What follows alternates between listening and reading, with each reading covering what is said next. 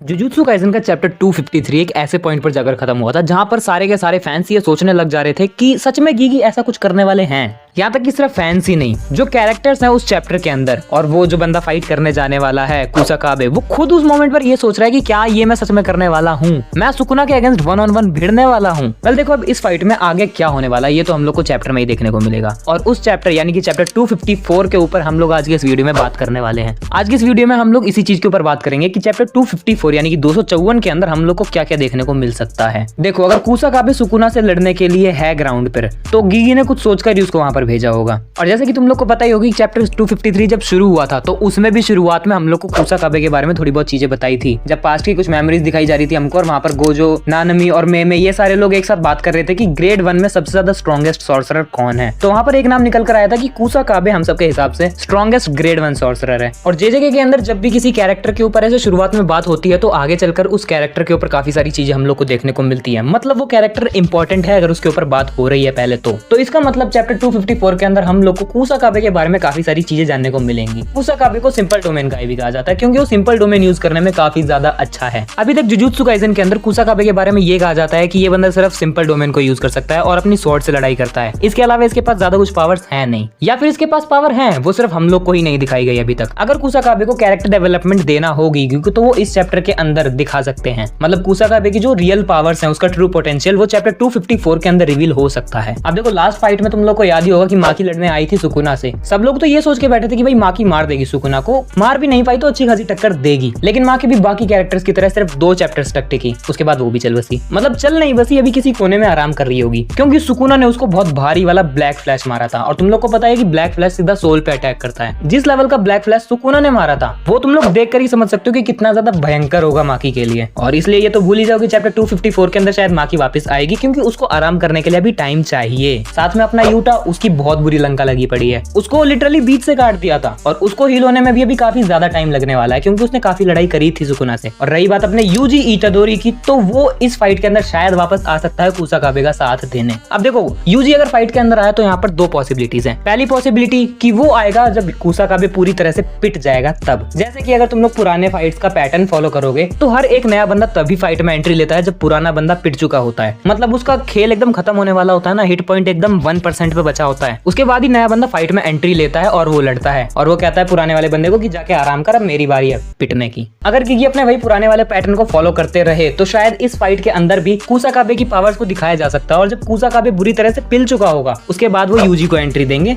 Most probably अपने चोसो के साथ। और लास्ट वाले चैप्टर में चोसो उसको कुछ समझा रहा था कि अपने दिमाग को कंट्रोल कर, अपने ब्लड सर्कुलेशन को ध्यान दे और जो ब्लड है उसको पूरी बॉडी में फ्लो करवा ताकि तू जल्दी से हील हो सके। और तुम लोग को पता ही होगा कि यूजी को ब्लड मैनिपुलेशन अब आ चुका है, लेकिन अभी भी काफी सारी चीजें ऐसी हैं ब्लड मैनिपुलेशन के बारे में जो रिवील होना बाकी हैं, जिनमें से एक सबसे बड़ा पॉइंट आ जाता है ब्लड मैनिपुलेशन का डोमेन एक्सपेंशन, जो कि भाई मैंने अपने एक वीडियो में कवर कर रखा था कि कैसे यूजी के पास ब्लड मैनिपुलेशन से रिलेटेड एक डोमेन एक्सपेंशन हो सकता है। अगर तुम लोग को देखना तो मैं लिंक दे दूंगा डिस्क्रिप्शन में, तुम लोग जाके देख सकते हो। वेल ये तो थी पहली पॉसिबिलिटी कि कैसे जब कुसाकाबे पूरी तरह से पिट चुका होगा उसके बाद यूजी फाइट के अंदर एंट्री लेगा। अब बात करते हैं दूसरी पॉसिबिलिटी की, जो कि ये है कि कुसाकाबे के साथ ही यूजी फाइट में एंट्री ले लेगा। अब देखो, कुसाकाबे को ग्रेड 1 में स्ट्रॉन्गेस्ट कहा गया है, अब ऐसे ही नहीं कहा गया होगा। अगर गीगी ने उसको ये रैंक दी है स्ट्रॉन्गेस्ट ग्रेड 1 की तो कुछ सोच समझ कर ही दी होगी। अब देखो, तुम लोग को नहीं पता हो तो ग्रेड 1 में नानामी आ जाता है, मेमे भी आ जाती है और इसके साथ काफी सारे स्ट्रॉन्ग कैरेक्टर्स भी आ जाते हैं। लेकिन फिर भी उन सारे कैरेक्टर्स को छोड़कर कुसाकाबे को स्ट्रॉन्गेस्ट बताना वो अपने आप में एक अलग सी और काफी बड़ी बात हो जाती है। तो अब देखो, इस पॉसिबिलिटी के अकॉर्डिंग जहां तक मेरा दिमाग दौड़ता है मैं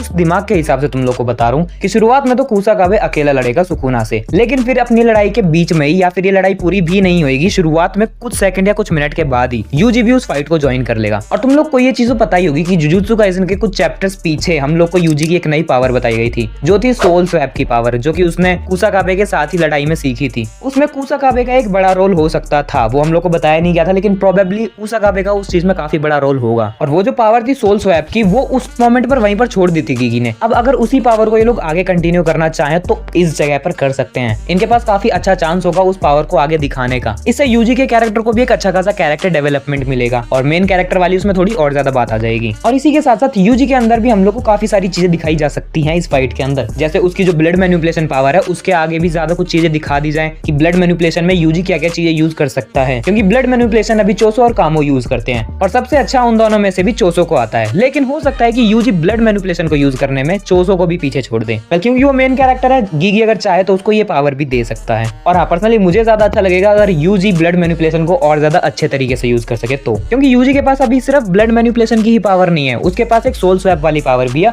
और सोल से रिलेटेड एक और पावर भी है जो अभी कुछ चैप्टर्स पीछे ही दिखाई गई थी। और इसी के साथ साथ यूजी का जो भी प्राइमरी मोटिव है वो फुशिगिरो की सोल को बचाना है। सुकुना को जो देखना है वो बाद में देखेंगे, पहले फुशिगिरो को बचाओ। और हाँ, जहाँ ये दोनों फाइट कर रहे होंगे कुसाकाबे और यूजी एक साथ, तो हो सकता है कि इसमें चोसो भी फाइट को ज्वाइन कर ले। वैसे उसके चांसेस काफी ज्यादा कम है, क्योंकि अगर वो फाइट में आ गया तो थोड़ी बहुत गड़बड़े हो सकती है गीगी के लिए, फिर फाइट को आगे दिखाना कैसे दिखाया जाएगा वो सब थोड़ा सा मुश्किल हो जाएगा। लेकिन फिर भी ऐसे चांसेस है कि चोसो भी इस फाइट के बीच में उनको ज्वाइन कर ले और सुकुना के अगेंस्ट लड़ाई करे फिर से, क्योंकि चोसो अभी काफी टाइम से बैटल से दूर था, वो अपने आप को हील कर रहा था और इतना टाइम मेरे हिसाब से काफी होगा चोसो को खुद को हील करने के लिए। रही बात माँ की तो उसको तो भूल ही जाओ, क्योंकि अभी अभी नॉकआउट होके गई है वो, उसको ब्लैक फ्लैश पड़ा है काफी तगड़ा वाला। इस चैप्टर के अंदर तो मुश्किल ही है कि वापस आएगी वो। अब देखो, अभी तक हम लोगों ने जितनी भी बातें करी वो थी अपने मेन कैरेक्टर और उसकी टीम के बारे में। अब बात कर लेते सुकुना की, क्योंकि सुकुना तुम्हें पता है कि वो मेन विलन है इस टाइम पे और वो ऐसे ही कुसाकाबे को नहीं छोड़ने वाला। कुसाकाबे का जो अभी पावर लेवल है, जितना अभी तक हम लोग को दिखाया है उसके बारे में, तो बहुत ज्यादा मुश्किल है कुसाकाबे का सुकुना के सामने टिके रहना 2 मिनट तक भी। लेकिन अगर कुसाकाबे के अंदर कुछ पावर्स दिखाई जाती हैं तो शायद वो उसका थोड़ी देर तक सामना कर सके। और इसी के साथ साथ शायद 2 चैप्टर पीछे हम लोग को ये भी बताया था उराउमे ने कि सुकुना अभी भी अपने ट्रू पोटेंशियल पर नहीं लड़ रहा, तो कब लड़ेगा वो?